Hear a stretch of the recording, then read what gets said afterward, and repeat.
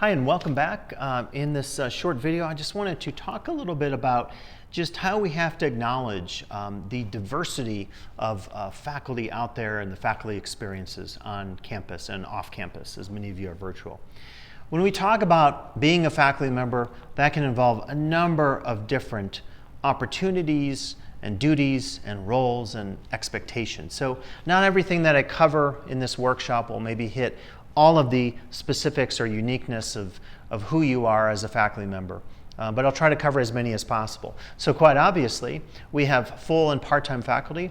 Full-time faculty go through a process of what's called tenure, and it typically takes 6 years or so. And upon the completion of your professional obligations, you're granted tenure, and that means you essentially have job stability. And if you're curious about what tenure means, I really encourage you to look at, and I'll include on our Canvas site here, all of the stipulations of tenure as established by the AAUP, the American Association of University Professors, a very important group for many of us professionally as academics in higher education. If you teach part-time for us, it typically means that you teach a smaller number of classes, and in some cases in our district, you're limited by the number of classes that you can teach, and we'll talk about what that means.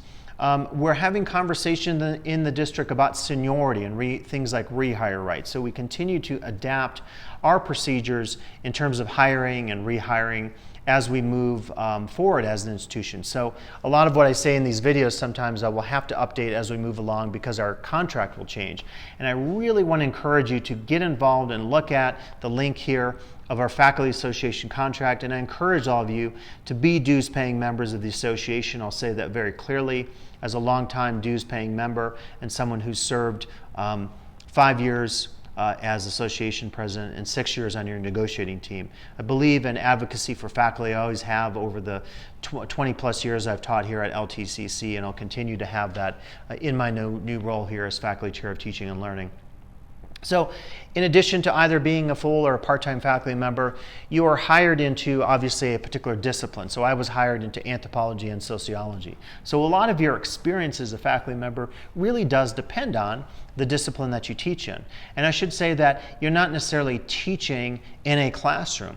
So many of our faculty teach in other centers on campus. For example, Melanie Chu, and I encourage you to listen to her very detailed information about the library in that section on LTCC 101 here on our orientation.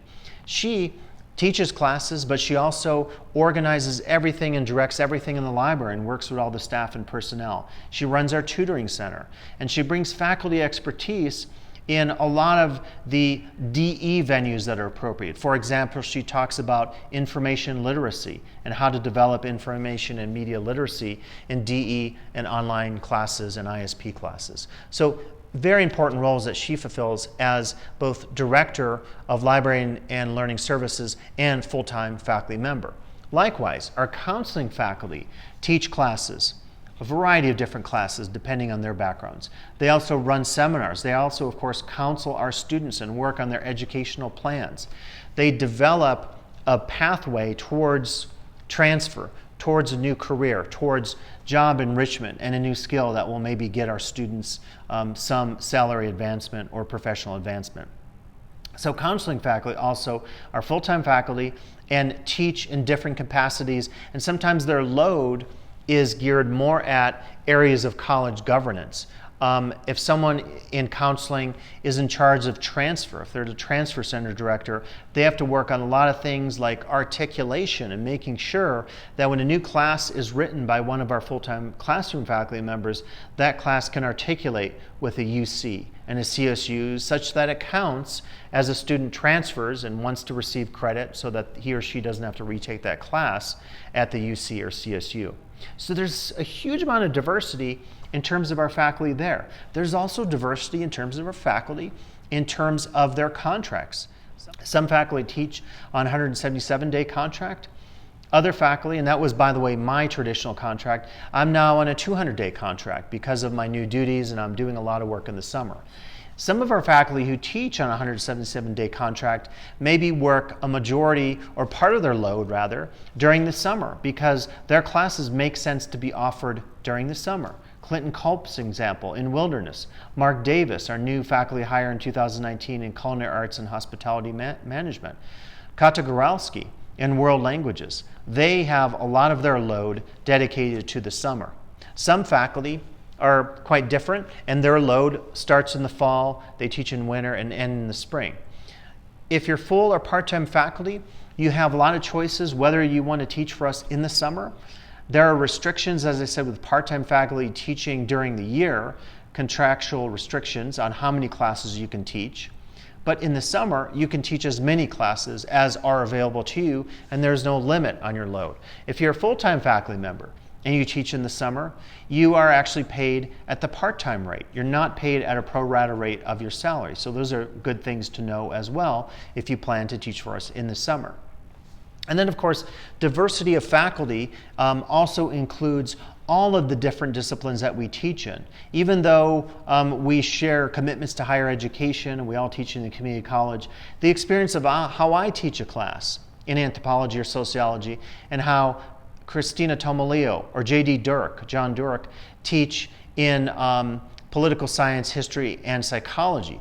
Those are different experiences, and so we have to keep those in mind. I have to keep those in mind as we think about best representing all of your interests, best meeting all of your needs in terms of onboarding, in terms of pedagogical skills, professional skills, focus on shared governance that you might all desire as relatively new faculty here at LTCC.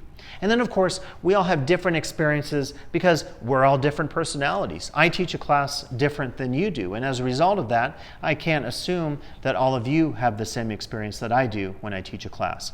So I just want to say that I acknowledge all those different experiences, and I think it's something that we need to acknowledge here at the college, that even though we all share that title of faculty member, our experiences here at the college related to our students, related to our job duties, related to our salary, related to our work experiences, those can differ quite radically. We have to take those in account and focus on many of those, particularly as you're desirous of using these onboarding seminars and workshops and live casts in ways that make the most sense to you professionally, personally, and academically. So good luck, and I'll be back with another video focused on this and many other topics to come.